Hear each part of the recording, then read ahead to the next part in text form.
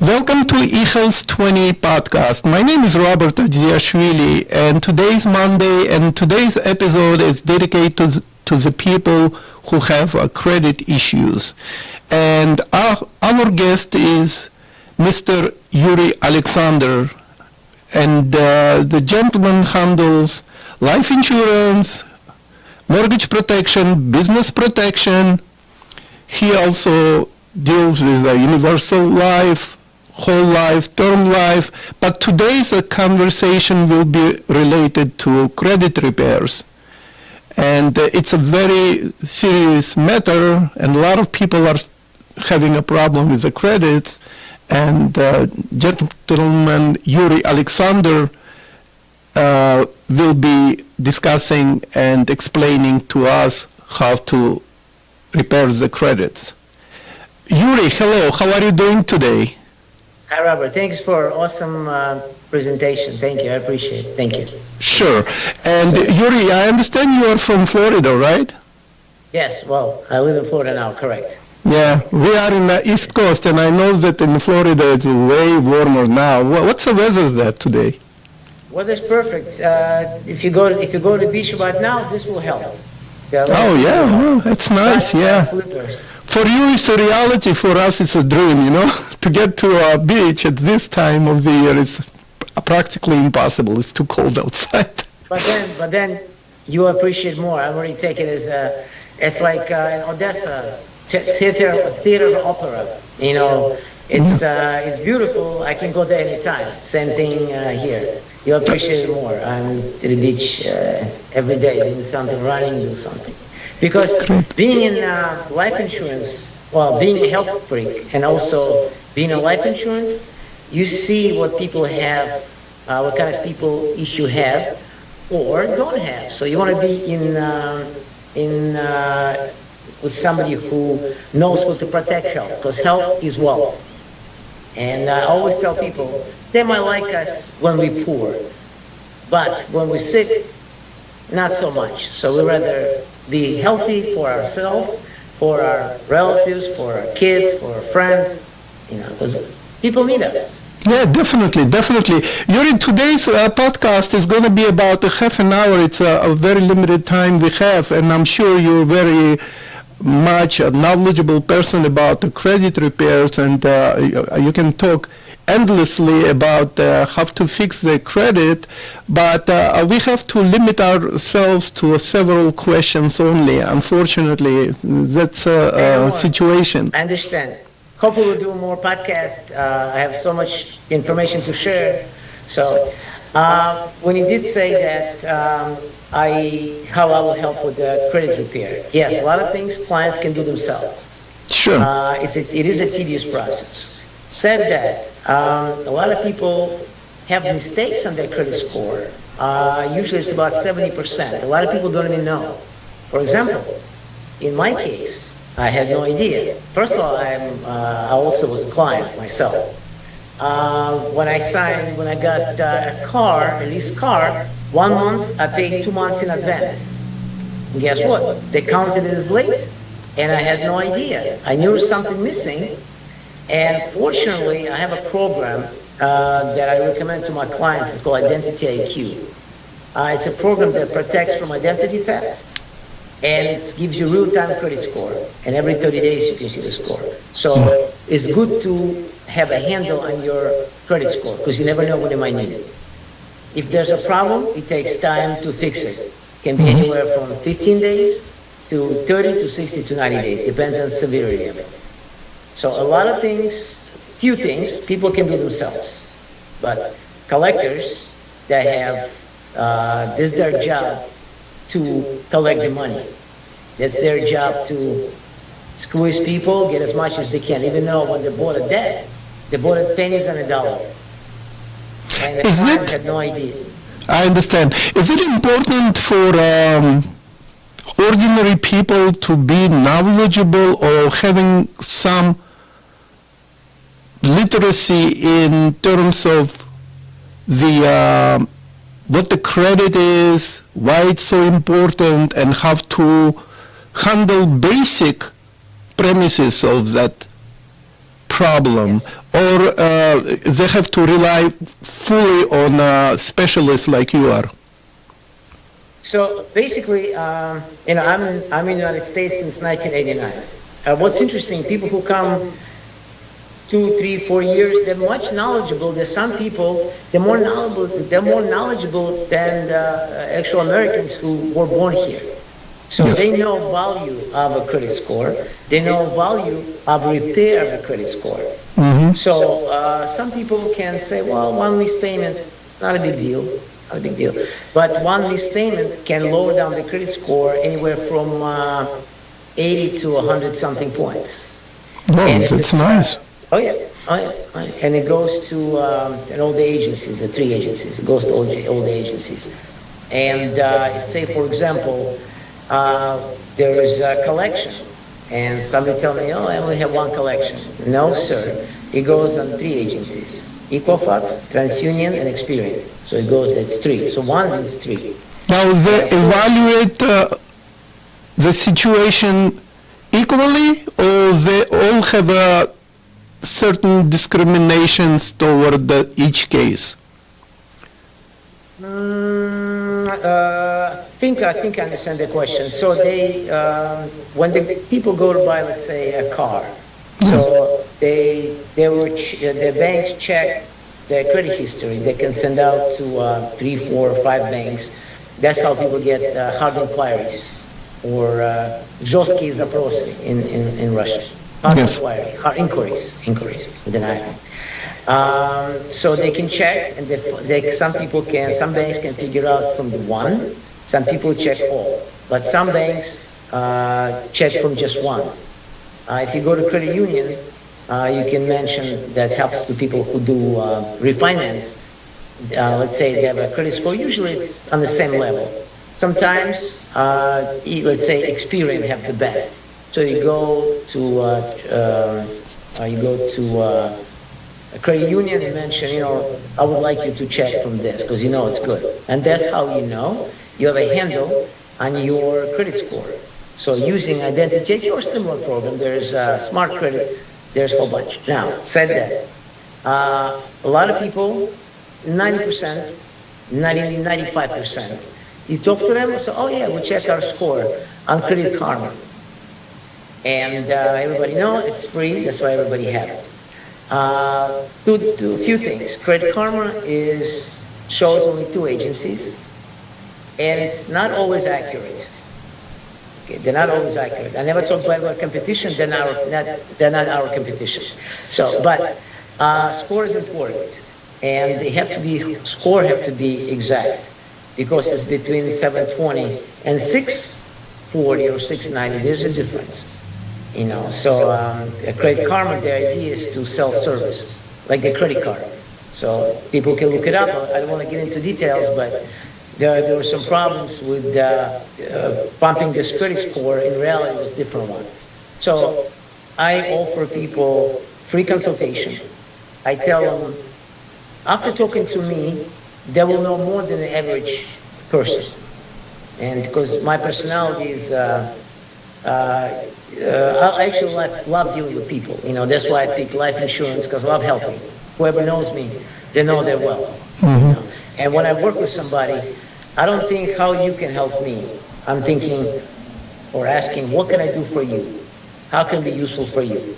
That's why I have so many friends and that's how I want to say, and relatives. That's not what I have so many relatives. Well, so when a person calls me for consultation, I will tell them to sign up for Identity IQ. It's for their own knowledge to know all the credit score. Sometimes people were hurt by other companies. When I mean hurt. So they have the element of trust. If somebody, there's a saying, if you once burnt a milk, you will blow on the water before you drink. Yeah, they're just saying. So they're really particular because it's they think you'll get all the information, and it's not so, because you only get information what needs to be to check the credit score. So that's information needed. They don't check your criminal records, yeah? No. It shows on the bottom. It shows your public records and it shows your credit score. So there's no If they're really particular, if somebody stealing the identity IQ have a program which protects from identity theft. Unfortunately, it can happen anywhere, in a restaurant, through QR code. Pretty much online, so if somebody really particular scared about having identity stolen, I'd recommend one, the program use Identity IQ. I don't profit from that. I don't get nothing from there. This is just my gift to the world. There's a few companies, that one just more comfortable, very user-friendly, put it this way. Mm-hmm. So, and said that, a lot of people don't know, by statistics, 60, 70 plus % have mistakes on their credit score. Just like I had 2 mistakes, and it takes time. For example, when I sign up for a credit card, which those are just recommended, you can get them on Google, 0% for 12, 24 months. Somebody have a balance on their credit card with a percentage of 23, 33%, and the monthly payment can be 200, 300, 400 bucks, it depends on it. So if they get a balance transfer card, it's a 0%, so they can transfer money from one card to another. And they have either 3 to 5%. Don't quote me on that one. But it's well worth it to pay cheaper. They can pay it off faster. And so when I sign up for that, the person who took my information from India, he missed on one number. So I was all happy, paid on time. Stupid, because they were taking money from the bank. And then I got a late notice. Apparently he made a mistake, and they went on credit score. And of course I called, very politely. They said, there's nothing we can do. They told me go back to a credit restoration company. I see. Yeah. And I told them I'll take care of it. Yeah, I have a question about people who, businessmen like you are, like me, like many others, who, God forbid, have a terrible credit for some reason. They mess up sometimes in the past, and because of that, their credit has been totally damaged, and they've been wiped out completely. Is it a possibility for those people to restore their business status and improve their credit score in a short period of time? Technically it's possible to do it like in a long period of time, I understand, but what about a short period of time, and how short? Okay. So I've seen in my work, I've seen as many as 140 inquiries. Usually it's 20, 25, 30, 40. I've seen 140. Also, I've seen the score as low as 300. And 850 is high as people can get. So if somebody have over 720, they can be all happy campers. So I always tell people, so the quick fix is, let's say for somebody who have a perfect score, but they need a boost, so they can add a trade line. Yes. So that can happen within usually 15, 20 days. That's adding an authorized line.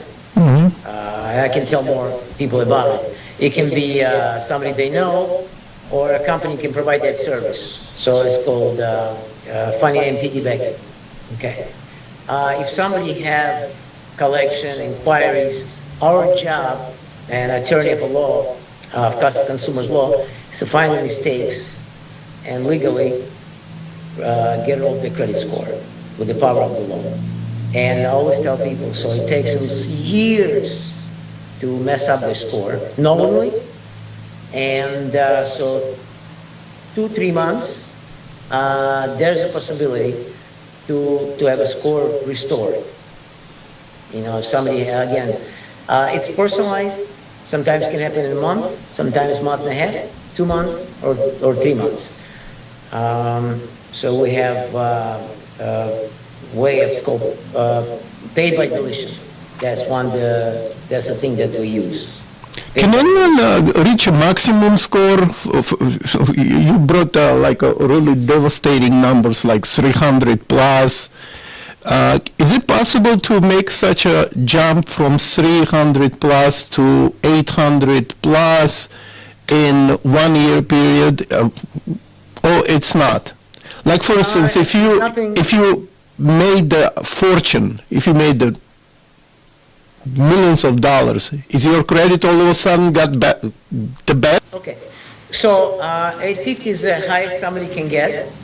And there's just to brag about it. To go from 300, it's enough to go to 720 and up.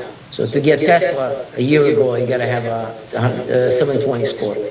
I always tell people, credit restoration is a teamwork. It is a totally teamwork. Our job is find mistakes, the power of the law, get rid of the credit score. Customer, please don't make any late payments. Have utilization about 20 to 30%, and have a good revolving credit. Meaning, if somebody doesn't use the card, score just goes down. Don't quote me, but I think the idea of the credit score was 1989 or 1985 by a marketing guy and a mathematician. So that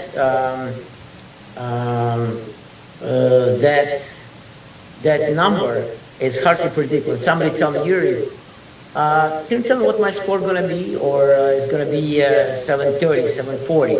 I always give a correlation of, let's say I train somebody to lose weight, right? They will lose some weight. Sure. If they follow good advice, they will. If they follow the regimen, the right eating, right training, combination of cardio and lifting. So if they do everything well, they will get what they want. Same thing with the credit repair. They will get where they want. Sometimes I'm a nice guy in general for everybody. And my job, I'm happy when customers happy. So if I see we need just a little push, maybe an extra month to help more, to see if there's more can be deleted, I extend that to people. And I treat everybody like it would be my family. And Sure. Some family can be rude, some family can be super nice, but I stay long-term friends with people that I help with the credit. I help them with that. So it's just teamwork, basically. I tell them, remind them what they have to do. We do our part, and we'll just go from there. And then Identity IQ or a similar program will show the results. So every month they can go and check themselves what's going on. I have a lot of cute stories right after I help them without even me holding and checking how are you. They call me Yury. We just all at once sign up for 10 credit cards, 0%. We got 7 out of 10. We did it once, thank you. I got all the money I needed. That's an example. Somebody needed 50,000. So they applied for that and they got it, and they're just happy. I have people send me in Italian. I can work with somebody whom I have a text. Yury, thanks for helping me. I appreciate Yury. Sometimes I spell my name, American client, with the U. Sorry for being difficult. Thank you for helping us out. Stuff like that. So it's a pleasure when you can change somebody's life and they're happy.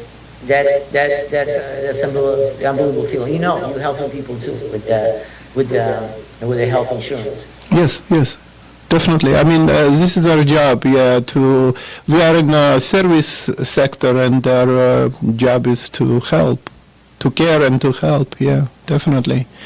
Yeah, since you mentioned the health insurance, in health insurance, a lot of my customers and even prospects sometimes addressing me with the issues of medical bills and unpaid bills that eventually going to become a debt. Is medical bills, outstanding medical bills that become a debt and turn into a collection can be very damaging situation for people, or you think people can easily bail out of it? So prior to January, medical bills were the issue. They were sent out to all the 3 agencies. Since January, I think, I looked it up, I think 21st. As first it was anything less than 500 doesn't go on the credit report. Now, in January, medical bill does not go to credit history. And anybody who's watching me, you can go and Google it. And so that's a big help, because then they can deal themselves with the collectors. If they cannot pay, they can offer payments, they can deal with that. At least it's not damaging them where it hurts exactly in the heart of a credit score. Can they, yes, but I understand their credit cannot be damaged, but can they be subjected to a court case? Yes, yes. So in that situation, again, I do not give legal advice. I give advice from experience. So if they have a collection, they can definitely get an attorney, and they can help them to deal with the collectors. Now, collectors, when they bought the debt, so it's not. So we already know it's not going to go to the credit history. If it will, there's a power of the law to be taken down. Mm-hmm. So if there's a debt, there's a reason, probably because people couldn't pay. You know, times are hard, times are tough. Everybody knows. You know, with price on eggs. You know, mm-hmm. I just stopped eating eggs for health reasons. But before I was buying them like crazy. You know. So basically, you're hinting on the fact that some of those debts can be washed out, yeah? Rushed out? Say it again. Some of those debts that people have, like medical or from a medical bills, can be washed out or wiped out. Oh, washed out. Okay, so okay, there's a way. There's a thing. It's called law. It's called statute of limitation. Right. Each state is different. It can be anywhere from 4 to 5 to 6 years on debt. So again, they can still, collectors still can wait till the end of that about statute of limitation and send the court letters. And when people get a letter from the court, it's very stressful, mm-hmm. because it's a court suing, you know. It's not a criminal, it's a civil. So I always tell people, breathe in, breathe out, okay, and deal with it accordingly. Few things can be done. For example, there is a debt you can, usually it's good to, when you negotiate with the collectors, they're like vultures, they're not my friends. My job is to protect our clients. So they will do anything to get the money out of you. They cannot be rude. They cannot use abusive words, which is similar to that. But at the end of the statute of limitation, yes, that can be wiped out. And if the collectors will pursue, they can be sued for that. That's the law. That's the law. But collectors well know that this is their business, mm-hmm. to get you know. And they can have office anywhere in the world. They just call in. You know, sometimes even though by law they cannot use abusive words, but they call from different countries that really don't care about our law. So if somebody, let's say, do not want to talk to collectors, they can call me or let me know. I'll give the verbiage, what to say, for collectors not to bother them. So closer to the statute of limitation, collectors can start court procedures. Send a letter that they can take the people to court. Always in this situation, I recommend hire an attorney. Hire specifically, or there's a couple of programs that you pay monthly, like $30, $35 a month, whatever. You get an attorney on staff. I forgot the name of the program, but I can look it up. So they can do the paperwork for you. So this way they can give you advice. Again, you have to check with the program. I know a few people who have it, and it helps them. So this way, you don't have to spend $120 to $100 an hour for consultation. So, by the way, from what I know, and it's not only about debt on medical. Some people can get letters to court from American Express, from Discover, because those two companies they, as far as I know, they don't hire extra, they don't give it to outside collectors, they collect themselves. And they might even take it to court for $500, $400. I've seen it. So it's either pay the amount, or you go to court, you present your case, and it says time of hardship. What can we do? This is just from experience. Do you need to hire an attorney or lawyer to represent you, or you can handle that on your own in a court? Okay, well, you probably can go yourself, but I always tell, hire an attorney or have a source that you talk to attorney prior. Just idea how to deal with that, because going to court, especially for new immigrants, it's stressful. They don't know what's going on. They think it's criminal. They're afraid of wage garnishment. There's so many things can do, and it's a tedious process too. So it's not happens to everybody. So individual case, but it's good to show up with the knowledge and at least say, this is like this. It's hardship times. I can make payments. This is what I can do. And hopefully judge will be lenient, have a nice smile, because nice smile is the key. Mm-hmm. And judge knows, because this is a time that it happens a lot. Mm-hmm. And also, I heard also that not only correct answers need to be given to the judge, but it has to be done in a certain way. And the attorney can actually guide you in that respect. Yes. Yeah, there's a couple of companies that present. I don't profit from that. I'm not the blogger, so I don't say use this company and get reimbursed. It's just some companies that for a certain amount of money they give you services to use the attorney's information, even for getting a ticket. So if somebody call me or write me, I'll look it up for them and give them the option. So financial struggle that causing a lot of stress. So knowing the law will help to breathe in freely. For husband and wife, it puts strain on a relationship. So when I explain to them, they say, Yury, we can breathe now because you explained to us. So we worry, but we don't worry as much. And then people are working for a reason. People are working to get their wants and their needs. They get the food, they get education, they get things for pleasure, the entertainment. So, it was their debt. So now we have to be responsible to deal with that. And there is a way to pay less, but you have to know how to do it. And I will be very happy to give clients or anybody a call, explain how to do it. Again, it's not a legal advice. We do have attorneys on staff, but when I talk to somebody, I tell them from experience. And put people to at ease and tell them how can they get that problem resolved with the least pain as possible. Right. And also, I understand if it's a bank or if it's a financial institution, they can actually sell the debt to another party. But is this a case with hospitals or medical institutions if they present a bill and the customer unable to take care of that bill and eventually it's going to become debt?